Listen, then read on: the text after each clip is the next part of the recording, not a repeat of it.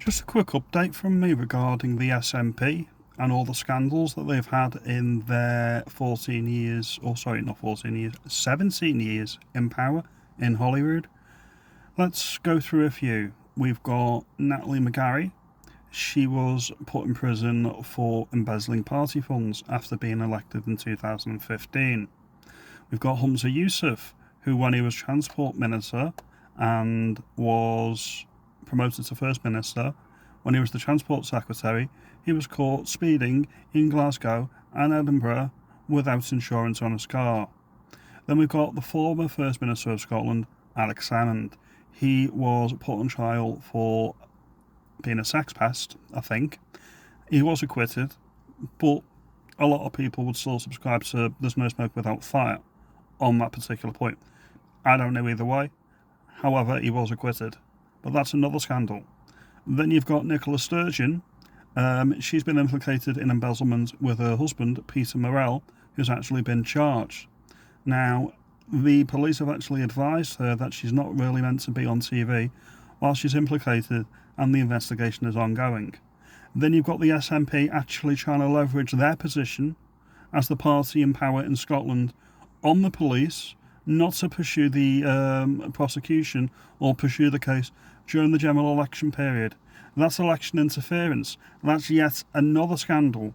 None of this is publicised on the TV, and none of the media outlets in Scotland or in Britain collectively have saw fit to run any hit pieces on the SNP.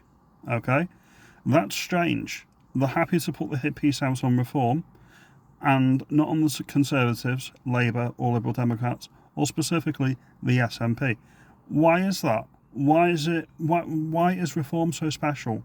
Why is it that racism in the SNP isn't called out, or racism or other scandals in the other parties are not called out in hit pieces? It's because they're all part of the establishment, and reform is a disruptor, and they don't like it. Me personally, now this is just my opinion, I want to preface that, is my opinion, is that the media enjoyed having the SNP in power in Scotland.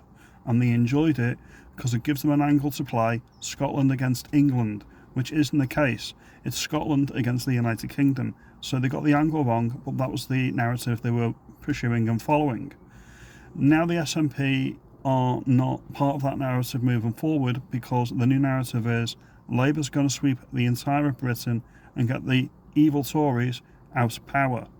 What the media don't tell you is that the Tories, as they currently are the most left-wing government we have ever had in Britain.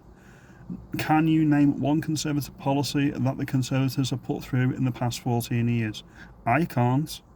And I was never a Tory voter, so I can't imagine what the people who were voting Tory would think of that. It's an outrage. I was a new Tory voter in 2015. I was not a Tory voter previously, and now I am a Reform voter for this election. So, the SNP have dodged a hit piece, and the media are just going to probably let them self-destruct and leave it at that. However, it's a scandal. It's an outrage. This party wanted the destruction of Britain and our United Kingdom. And the media are just skipping along, tra-la-la, like it's nothing. It's like, no. They deserve the scrutiny of any other party, and they didn't get it. And I'm sick of them getting a free ride.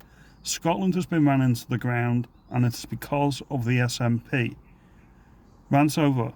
If you like and agree, comment below and let me know. It helps me out a lot. And if you like this video, subscribe and you might get more. I appreciate your time, and I'll see you in the next video.